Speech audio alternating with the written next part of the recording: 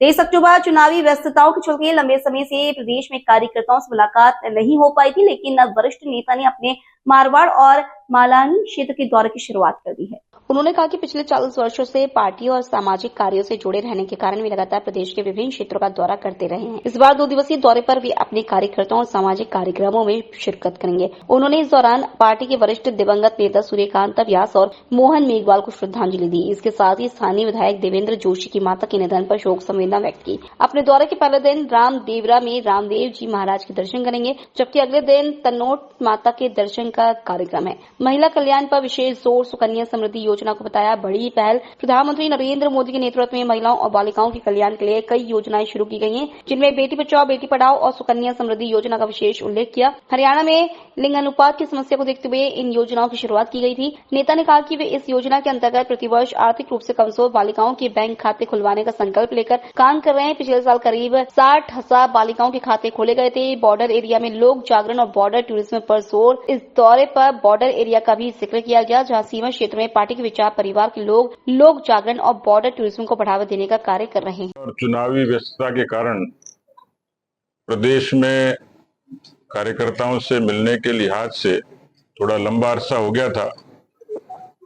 मैं लगभग 40 वर्षों से पार्टी के काम से, सामाजिक कामों से पूरे प्रदेश भर में अनेक अवसरों पर अलग अलग जगह प्रवास करता ही हूँ, तो वो स्वभाव में ही है। और इसलिए 2 दिन के लिए मारवाड़ और मालानी के क्षेत्र में अपने उसी प्रवास के निमित्त आया हूं।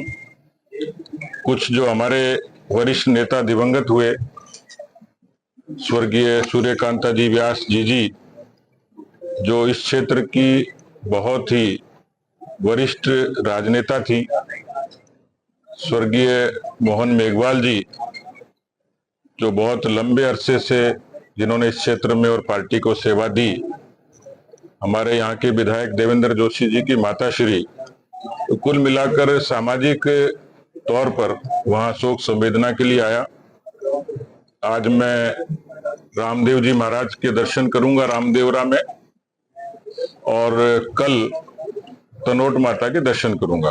तो कुल मिलाकर सामाजिक और राजनीतिक तौर पर 2 दिन इस क्षेत्र में रहूंगा। एक पिछले बरस से एक नवाचार शुरू किया था। आप सब जानते हैं कि पिछले 10 बरस से भी ज्यादा देश के यशस्वी प्रधानमंत्री नरेंद्र मोदी जी ने देश को जोड़ने के साथ साथ राजनीतिक तौर पर सामाजिक सरोकारों के बड़े काम उन्होंने किए, प्रेरणा दी। उनके जन्मदिन को भी हम सेवा सप्ताह के रूप में मनाते हैं। उनकी सरकार की ऐसी बहुत सारी योजनाएं हैं जिससे समाज के हर तबके को कहीं न कहीं कोई संबल मिला है, ताकत मिली है। लेकिन उनकी 10 बरस के कालखंड में यदि आप उनकी नीतियों का आकलन करेंगे तो खास तौर पर उनकी नीतियां महिला कल्याण परक हैं, बालिका उत्थान परक हैं।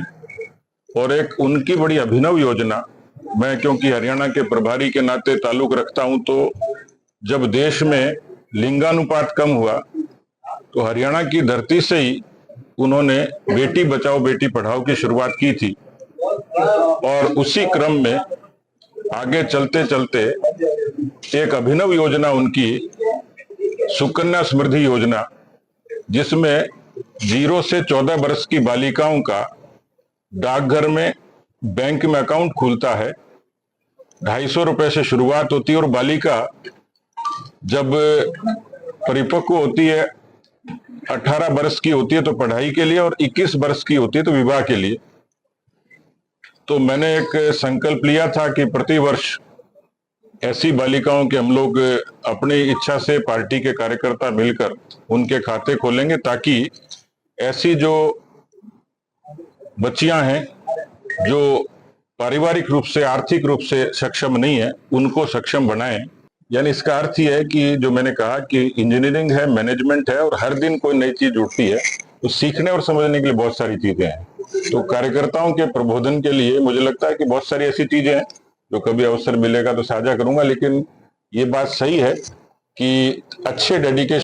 लोकल से लेकर ग्लोबल तक की खबरों के लिए देखते रहिए सच्ची रिपोर्ट।